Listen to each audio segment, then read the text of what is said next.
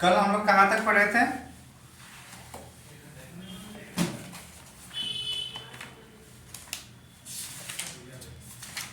किसी को याद नहीं है? केंद्र और राज्य का संबंध कौन कौन से भाग में है?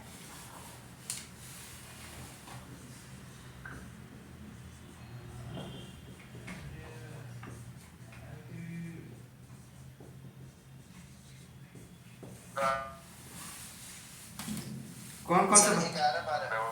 11 और 12 में। 11 में कौन सा है?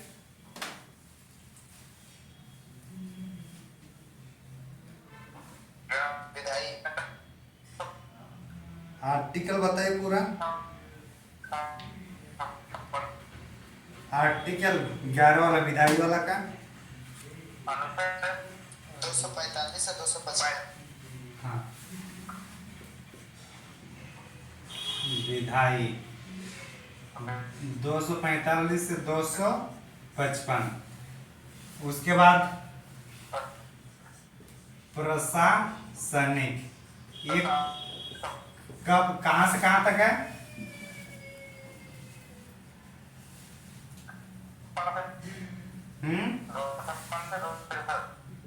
256 से 200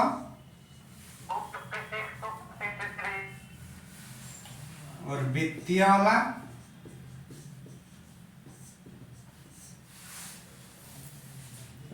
कहाँ से कहाँ है?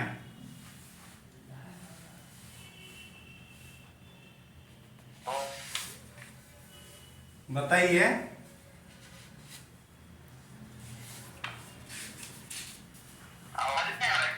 नहीं नहीं बोलिएगा तब ना, जल्दी जल्दी बोलिए। भूल गए क्या? 268 से 293 यही है ना?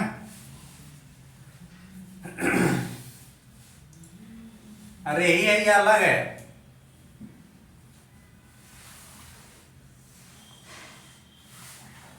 क्या हुआ, जनक आवाज नहीं आ रही क्या? अच्छा जनक नहीं है। विकास दिख रहा है ना वीडियो? आपका आवाज कट कट के आ रहा है। अखिल भारतीय सेवा कितना है भारत में? अखिल भारतीय सेवाएं प्रशासनिक संबंध का होता है। कितना है वो पूछ रहा हूँ, ठीक? 356 से 51 में है सर। अखिल भारतीय सेवाएं कौन कौन सा है? पुलिस हो गया आपका,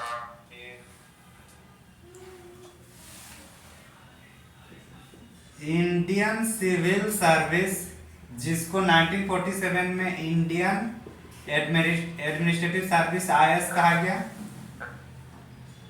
पुलिस सर्विस को इंडियन पुलिस सर्विस कहा गया। और ये दोनों पहले से ही था। कौन कौन सा IAS और IPS दोनों से पहले से ही था। बाद में हम लोग का इंडियन फॉरेस्ट सर्विस को भी एक आपका क्या बोलते हैं उसको, अखिल भारतीय सेवा में शामिल कर दिया गया है। किसको?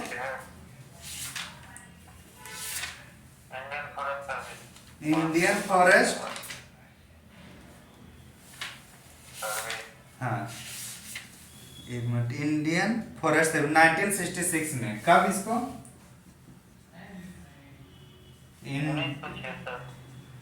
Indian forest service 1966।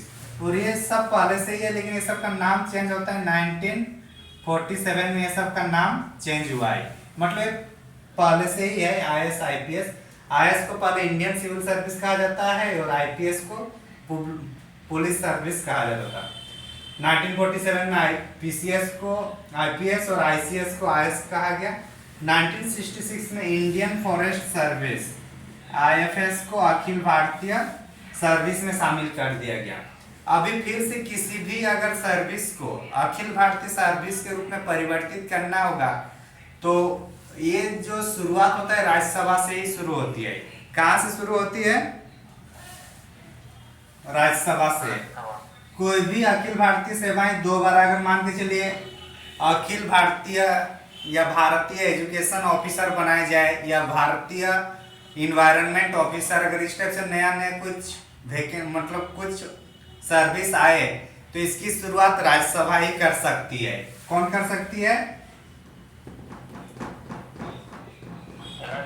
हाँ, तो राज्यसभा किसी भी अखिल भारतीय सेवाओं को सृजन कर सकती है। कौन से आर्टिकल के तहत? आर्टिकल 312। आर्टिकल 312 के तहत कोई भी अखिल भारतीय सेवा का सृजन कौन कर सकते हैं? राज्यसभा। समझ में आ गया? ये बचा हुआ था कल वाला में, थोड़ा समझे? 312 के तहत क्या? अनुच्छेद 312 के तहत। हाँ, अनुच्छेद 312 के तहत लिख लिया ना, मिटा दें।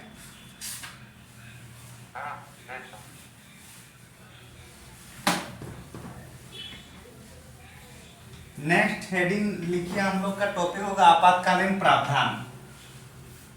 कौन सा? आपातकालीन प्रावधान। हाँ। कितने प्रकार की आपातकालीन है भारतीय संविधान में? एक वित्तीय आपत्ति, एक है युद्ध बल आपत्ति,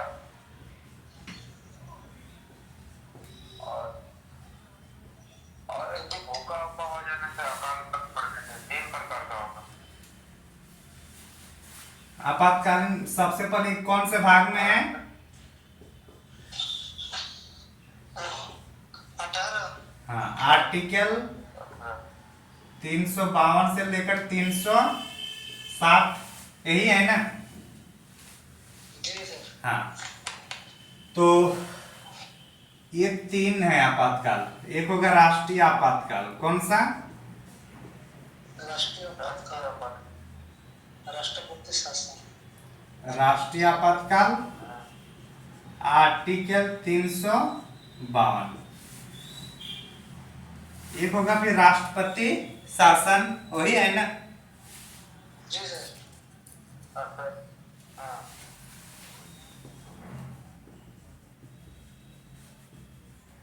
राष्ट्रपति शासन आर्टिकल 356 और 365, 2 आर्टिकल इसके तहत आता है। ठीक, बाद में समझाएंगे दोनों कौन कौन सा है।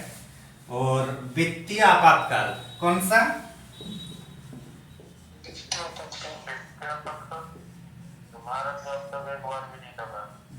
गुड। वित्तीय आपातकाल आर्टिकल 360।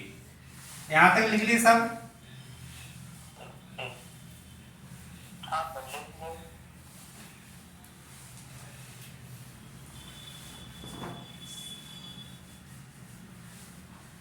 राष्ट्रीय आपातकाल 3 कारण से लगता है, जैसे कि बाह्य आक्रमण और कौन कौन सा? युद्ध और आंतरिक गड़बड़ी। तो जो आंतरिक गड़बड़ी शब्द है ये 44वां संविधान संशोधन के तहत इसको हटाकर सशस्त्र विद्रोह कर दिया गया है। ठीक ना? तो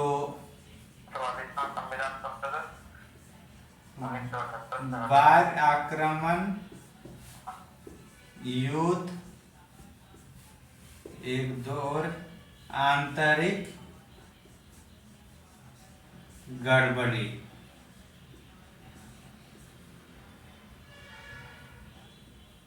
कैसे होता है गड़बड़ी जी? ऐसे होता है। तो ये तीनों के माध्यम से होता है, लेकिन ये जो आंतरिक गड़बड़ी है इसको 44वां कॉन्स्टिट्यूशनल अमेंडमेंट एक्ट 1978 के तहत परिवर्तित करके इसको सशस्त्र विद्रोह कर दिया गया। क्या कर दिया गया है? आंतरिक सशस्त्र विद्रोह। तो इस तरीके से राष्ट्रीय आपातकाल 3 ही कारण से राष्ट्रीय आपातकाल लग सकता है, एक बाह्य आक्रमण, युद्ध और सशस्त्र विद्रोह। पहले क्या था? आंतरिक गड़बड़ी भी था, लेकिन आंतरिक गड़बड़ी का फायदा उठा रहे थे इंदिरा गांधी जो इमरजेंसी लग गया था, उसी के परिणाम स्वरूप जनता पार्टी जब आए तो उन्होंने जो आंतरिक गड़बड़ी था उस शब्द को हटाकर 44वां संविधान संशोधन के तहत सशस्त्र विद्रोह कर दिया गया। तो ये तीन ही प्रावधान है जिसके तहत आपातकाल, राष्ट्रीय आपातकाल लागू हो सकता है। समझ में आए? आ गया ना? इसके तहत हाँ, इसको थोड़ा समझ लेते हैं। राष्ट्रीय आपातकाल, ये जो राष्ट्रीय आपातकाल है कितने वर्ष करके बढ़ सकता है या कितने महीना करके बढ़ सकता है? 6 महीना करके, और मतलब असीमित, मतलब कोई लिमिट नहीं, कभी भी कितने भी टाइम ये बढ़ सकता है। कितने करके? 6 माह करके बढ़ सकता है। लेकिन जब इसको पारित किया जाएगा तो उसमें मंत्रिमंडल की क्या होना चाहिए? लिखित मतलब लिखित सिफारिश होना चाहिए। मंत्रिमंडल की लिखित सिफारिश के बाद ही राष्ट्रपति राष्ट्रीय आपातकाल लागू कर सकता है। किसके लिखित सिफारिश पर? हाँ, पहले ये लिखित नहीं था तो उस टाइम अगर प्रधानमंत्री चाहते तो कभी भी लगा सकते थे। तो इसलिए 44वां संविधान संशोधन को किए सिर्फ और सिर्फ प्रधानमंत्री की मनमानी नहीं चलना चाहिए, इसलिए पूरे मंत्रिमंडल की लिखित सिफारिश होगा तभी राष्ट्रपति राष्ट्रीय आपातकाल लागू कर सकता है। इसमें ध्यान रखने वाली बात है कि युद्ध या बाह्य आक्रमण या आंतरिक गड़बड़ी जब होगा तभी होना जरूरी नहीं है। कभी अगर ये अंदाजा लग जाए कि अभी होने वाला है तो इस जो घटना है इसके पहले भी राष्ट्रीय आपातकाल लागू किया जा सकता है। समझ में आ रहा है? हाँ, राष्ट्रीय आपातकाल के टाइम लोकसभा या राज्य विधानसभा का जो सरकार है उसको एक साल करके बढ़ाया जाता है। कैसे, कितने करके? लोकसभा एमएलए लोग को कितना? 1 साल करके बढ़ाया जा सकता है। तो जैसे 1975 में जो खत्म होने वाला था 1971 से 75 तक, तो क्या हुआ? 1975 ना होकर क्या था? 1977 तक चला था, ठीक ना?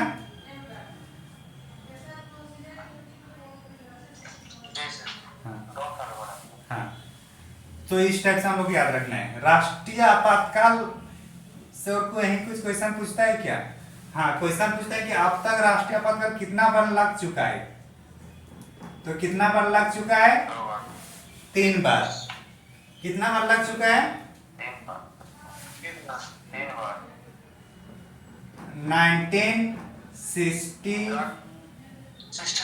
1962 जब चाइना ने हम लोग का अरुणाचल प्रदेश की ओर आक्रमण कर दिया, वही वाला ना?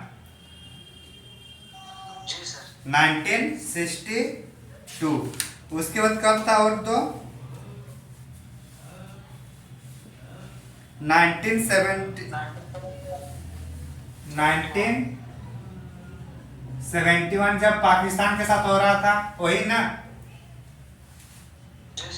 और 1975 फिर आएगा एक 1975 जब कौन सा हम लोग का प्रधानमंत्री जो इंदिरा गांधी थी उस टाइम जो लगा था वो आंतरिक गड़बड़ी वाला है 1975। यही हुआ था ना? हाँ, लेकिन ये दोनों जो लागू हुआ दोनों एक ही साथ खत्म होता है 1977 में। समझ में आया?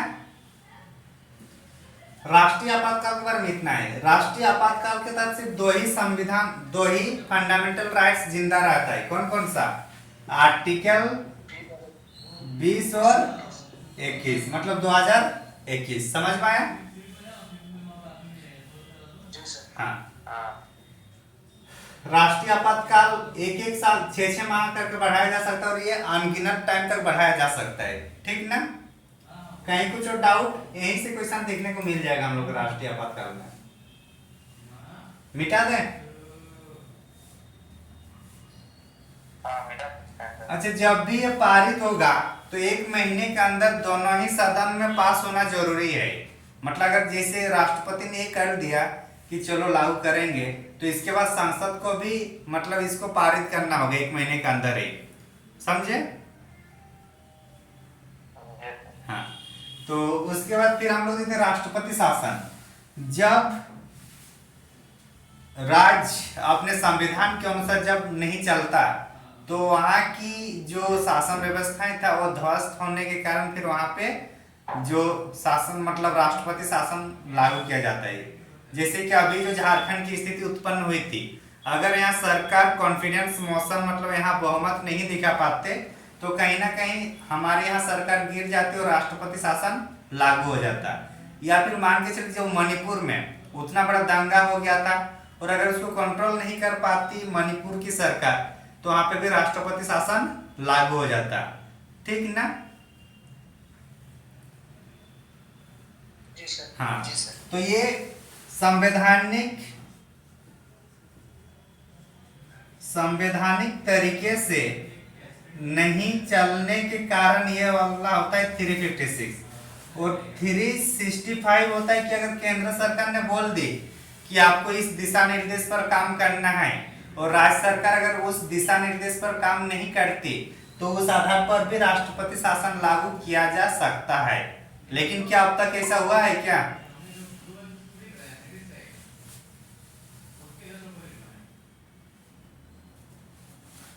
अरे अगर अब तक ऐसा होता तो ममता दीदी पर कितनी बार लगता, क्योंकि वो तो हमेशा एंटी सरकार रहा है ना सेंट्रल गवर्नमेंट की। तो जो आर्टिकल 365 के तहत एक बार भी राष्ट्रपति शासन लागू नहीं हुआ है। जितना भी राष्ट्रपति शासन लागू होता है हम लोग का 356 के तहत ही लागू होता है। समझ में आ गया? जी सर। क्या बोल रहे हैं? वो समझा दीजिए। जैसे कि 356 वाला तो समझ में आ जाता है कि अगर संविधान के अनुसार काम काज शासन व्यवस्था नहीं चलती, तो राष्ट्रपति शासन लागू होता है। पता है ना? अरे हाँ कि ना?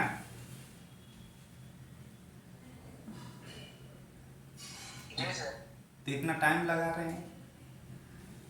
तो उसी तरीके से अगर मान के चलिए केंद्र सरकार ने कुछ नियम या कानून बना दिया, निर्देश लागू कर दिया कि मान के चलिए ये कर दिया कि एजुकेशन पॉलिसी आपको लागू करना ही है किसी भी हालत में, या सीए जो है आपको लागू करना ही है, और राज्य सरकार ने बोला कि हम इसको लागू नहीं करेंगे, तो उस आधार पर भी केंद्र सरकार उस राज्य में राष्ट्रपति शासन लागू कर सकते हैं।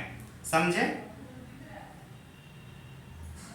जी सर। हाँ, मतलब उसके दिशा निर्देश पर अगर केंद्र सरकार के दिशा निर्देश पर अगर कोई राज्य सरकार नहीं चल रही है, तो उस आधार पर भी राष्ट्रपति शासन लागू किया जा सकता है। लेकिन अभी तक एक बार भी ऐसा हुआ नहीं है पूरे भारत में। समझ में आया? जी सर। अब तक तो बहुत बार राष्ट्रपति शासन लागू हो चुका, तो उतना इम्पोर्टेंट नहीं है। इम्पोर्टेंट ये है कि पहली बार कब लगा और कहां लगा। तो पहली बार राष्ट्रपति शासन कब लगा? 1951। कहां पे? पंजाब में। तो पहला राज्य जहां पे राष्ट्रपति शासन लागू हुआ है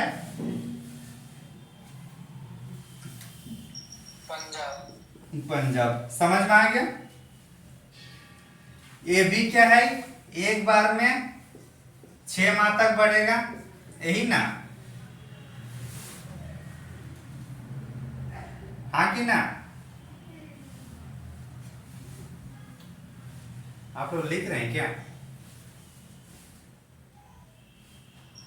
नहीं सर। नहीं तो बोलने में क्या हो रहा है जितना?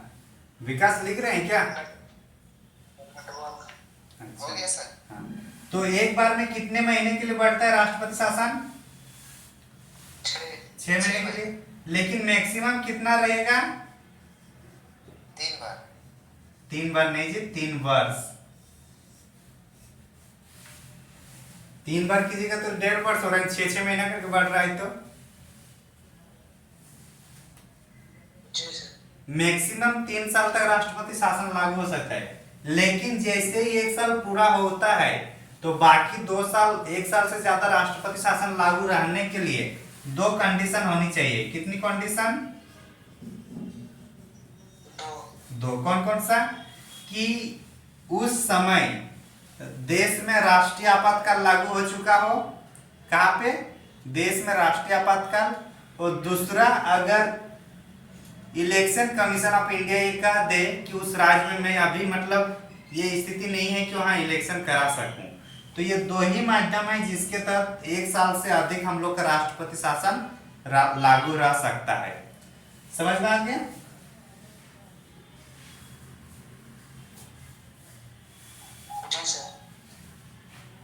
आगे चले ना। राष्ट्रीय या वित्तीय आपातकाल, अभी जो हम लोग का ये हुआ था, मतलब कोरोना जब आई थी अभी महामारी, तो इस टाइम बहुत सारे क्या है पैसे की जरूरत पड़ा हेल्थ सिस्टम में। तो इस टाइप से जब बहुत पैसे की जरूरत पड़े और सरकार के पास पैसा न रहे, तो सरकार ये कर सकती है कि जितना भी सरकार की एम्प्लॉय है वो लोग से पैसा कम में वेतन दे सके, वो लोग को जो वेतन है नियमित वेतन उसको कम कर सके।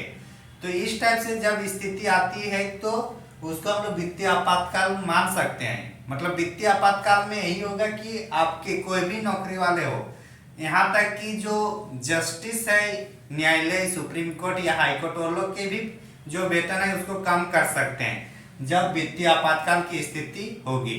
तो भारत में अभी तक वित्तीय स्थिति एक बार भी नहीं हुआ है, मतलब 0 बार है। अभी भी क्या है हम लोग का वित्तीय आपातकाल नहीं आया। समझ में आ गया?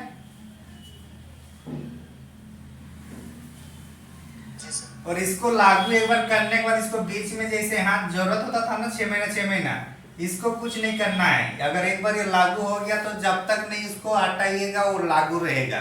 हर 6 महीने में इसको कुछ अनुशंसा या सिफारिश करने की जरूरत नहीं पड़ेगी। समझ में आ गया? हाँ, तो लगभग आपातकाल में इतना ही क्वेश्चन पूछा जाता है जनरली।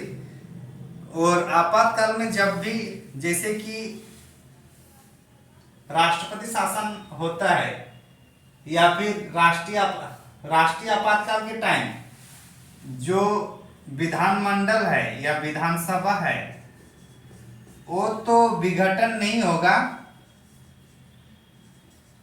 लेकिन ये नियम कुछ बना नहीं सकता है। जो भी नियम बनाएगा संसद बनाएगा। मतलब जैसे राष्ट्रीय आपातकाल होगा सब कानून व्यवस्था किसके पास आ जाएगा? राष्ट्रीय स्तर पर संसद के पास। हाँ, लेकिन जब राष्ट्रपति शासन होगा तब क्या होता है? विधानमंडल का या विधानसभा का विघटन होता है कि नहीं होता है? अभी अगर हेमंत सोरेन या चंपा सोरेन अभी अगर नहीं कर पाते तो कहीं ना कहीं पूरा विघटन होता कि नहीं होता विधानमंडल का, विधानसभा का? हाँ, तो ये याद रखना है कि विघटन राष्ट्रपति शासन में होता है, जबकि राष्ट्रीय आपातकाल में वो शिथिल होता है। शिथिल होने का मतलब कुछ काम नहीं कर सकता है, भले है लेकिन वो कुछ काम नहीं कर सकता है। समझ में आया?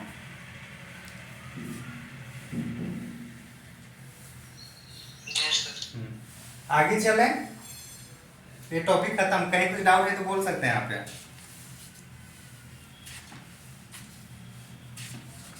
थोड़ा राष्ट्रपति शासन का बताइए ना, मैक्सिमम पीरियड जो बोले 6 महीना करके बढ़ेगा और मैक्सिमम 3 साल बढ़ेगा। मैक्सिमम कितना साल तक रह सकता है? 3 साल। इतना समझ में आ गया? दूसरा इसमें कंडीशन है कि अगर 1 साल से ज्यादा राष्ट्रपति शासन लागू करना होगा तो उसका 2 कंडीशन होना चाहिए। एक कि देश में राष्ट्रीय आपातकाल लागू हो गया होगा। दूसरा, अगर इलेक्शन कमीशन ये कहते कि मैं अब उस राज्य में मतलब मतदान लेने में सक्षम नहीं है, अगर ये बोलता है कौन? चुनाव आयोग, तब भी वहां राष्ट्रपति शासन 1 साल से आगे बढ़ा सकते हैं।